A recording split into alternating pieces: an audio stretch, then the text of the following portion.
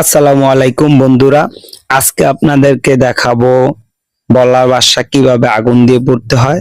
ভিডিওটা সম্পূর্ণ দেখলেই আপনারা বুঝতে পারবেন। তো আজকে হঠাৎ আমার চোখ পড়লো রাস্তার সাথে একটা কাঁঠাল গাছে একটা বল্লার বাসা। তো আমি এটা সাথে সাথেই উদ্যোগ নিলাম, কারণ এই রাস্তা দিয়ে অনেক মানুষ হাঁটাচলা করে, সেজন্য যে কেউকে কামড় দিতে পারে, সেজন্য আমি সাথে সাথেই উদ্যোগটা নিলাম। প্রথমে কটা খ্যার নিলাম, তারপর একটা লাঠির মধ্যে বাঁধলাম। এখন আমি আগুন দিয়ে দিলাম।